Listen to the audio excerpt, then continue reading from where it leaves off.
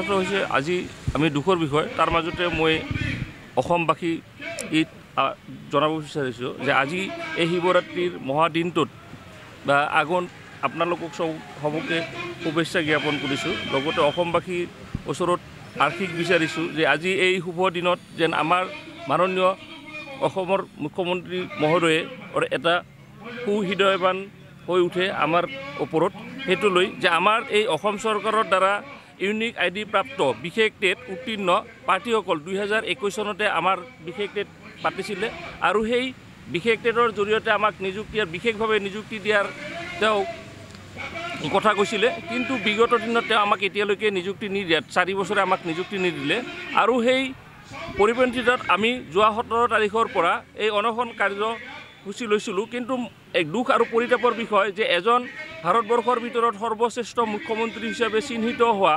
মুখ্যমন্ত্ৰীজন ইমান কঠোৰ হ'ব পাৰে সেইটো আমি কেতিয়াও ভবা নাছিলোঁ। আমি এই আমৰণ অনশন কাৰ্যসূচীত আমি এইদৰেই থাকিবলগীয়া হৈছে যে আমাৰ জীৱনটোৰ প্ৰতি এই ভাবুকি আহিছে, আমাৰ সতীৰ্থসকলৰ অৱস্থা বেছি পুতজনক হৈ পৰিছে। মোৰ নিজৰ কথাটো মই এতিয়া হাত ভৰিব লাহে লাহে জিনজিনাবলৈ আৰম্ভ কৰিছে। মই আজি ইয়াতে ৰৈছোঁ, কিন্তু মোৰ জীৱনটো মই ভাবিছোঁ যে ইমান সংগ্ৰামৰ পিছত তেওঁ এজন মহান নেতাই যিজনে নেকি ভাৰতৰ ভিতৰত এজন শক্তিশালী মুখ্যমন্ত্ৰী বুলি ক'ব লাগিব যে অন্যান্য ৰাজ্যৰ তুলনাত প্ৰথম স্থান পাইছে, কিন্তু তেওঁৰ হৃদয়টো ইমান কঠোৰ কেনেকৈ হ'বলৈ পালে আমাৰ প্ৰতি। তেওঁ নিজে কথা দিছিলে, মই প্ৰথমবাৰ তেওঁক শিক্ষামন্ত্ৰী থাকোঁতে মই নিজে লগ কৰিছিলোঁ, তেওঁ মোক কৈছিলে, তেওঁৰ যি হাঁহিৰে কৈছিলে সেই হাঁহিটো মোৰ এতিয়া ফুটি উঠে।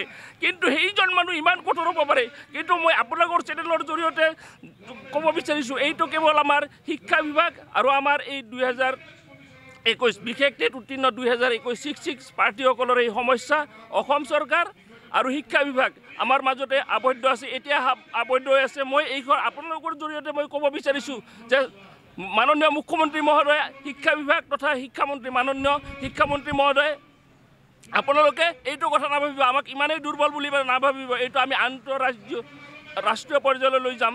এইটোৰ কাৰণে লৈ যাম যে ভাৰত চৰকাৰ প্লাছ আৰু আমাৰ এই ৱৰ্ল্ডৰ ছ'চিয়েল মিডিয়াত জানিব পাৰিব লাগিব যে আমাৰ এই মাননীয় মুখ্যমন্ত্ৰী মহোদয় আমাক এনে এটা ব্যৱহাৰ কৰিছে। আৰু সেইটো আমি সকীয়াই দিব বিচাৰিছোঁ, আমি ইমানেই দুৰ্বল বুলি নাভাবিব যে আপুনি এইটো কথা মনত ৰখা উচিত যে সিংহৰো কেতিয়া দুৰ্বল হৈ পৰে তেওঁ আহাৰ ধৰিব পৰা নহয়, কিন্তু আপুনি ভাবিব যে পচা শামুকেও ভৰি কাটিব পাৰে, যে আমাক দুৰ্বল বুলি ভাবি আপুনি আপোনাৰ ভৱিষ্যতেও কিন্তু চিন্তা কৰিবলৈ দি আহি গ'ল। সেয়ে মই আপোনাক বিনম্ৰতাৰে এতিয়াও অনুৰোধ কৰিছোঁ যে আমাৰ কামখিনি অতি সুচাৰুৰূপে কম দিনৰ ভিতৰত 2 এদিনৰ ভিতৰতে সফল কৰি দিব পাৰে, যিটো নেকি সম্ভৱ। সেয়ে মই আপোনালোকৰ জৰিয়তে মাননীয় মুখ্যমন্ত্ৰীক আকৌ এবাৰ অনুৰোধ জনাইছোঁ যে 2 এদিনৰ ভিতৰতে আমাৰ কামটো সফল ৰূপায়ণ কৰি আমাক ইয়াৰ পৰা ঘৰমুৱা কৰিব বুলি আশা ৰাখিছোঁ। আজি 4 বছৰ উকলি গ'ল, আমাৰ মুখ্যমন্ত্ৰী মহোদয়ে এতিয়াও আমাৰ একো ব্যৱস্থা নকৰিলে। আমি অতিকৈ দুখিত। 2016 চনতে বিজেপি দলৰ ভিজন ডকুমেণ্টত আমাৰ বিষয়ে স্পষ্টকৈ উল্লেখ কৰা হৈছিল যে সৰ্বশিক্ষাৰ অধীনত কাম কৰি থকা বিভিন্ন কম্পোনেণ্টক নিযুক্তিৰ ক্ষেত্ৰত অগ্ৰাধিকাৰ দিয়া হ'ব, কিন্তু তেখেতৰ সেই কথা মিছা কথা বুলি আজি প্ৰতিপন্ন হৈছে। গতিকে আমি তেখেতৰ প্ৰতি আমি আহ্বান জনাইছোঁ যাতে অতি শীঘ্ৰে আমাক বিশেষভাৱে এডভাৰটাইজমেণ্ট প্ৰদান কৰি আমাক নিযুক্তিৰ ব্যৱস্থা কৰে। গতিকে আমি সঠিক সঁহাৰি নোপোৱালৈ আমি এনেকৈ ইয়াত অনশন কাৰ্যসূচী চলাই নিম বুলি আমি দৃঢ় প্ৰতিজ্ঞ হৈছোঁ। আৰু শিক্ষামন্ত্ৰী মহোদয়কো আমি আজি আপোনালোকৰ চেনেল কেইটিৰ জৰিয়তে জনাব বিচাৰিছোঁ যে তেখেতেও যাতে মুখ্যমন্ত্ৰী মহোদয়ৰ লগত সহৃদয়তাৰে আলোচনা কৰি আমাৰ নিযুক্তিৰ ব্যৱস্থা কৰে। গতিকে এইখিনিয়ে কৈ মই আটাইলৈ নমস্কাৰ যাচিছোঁ।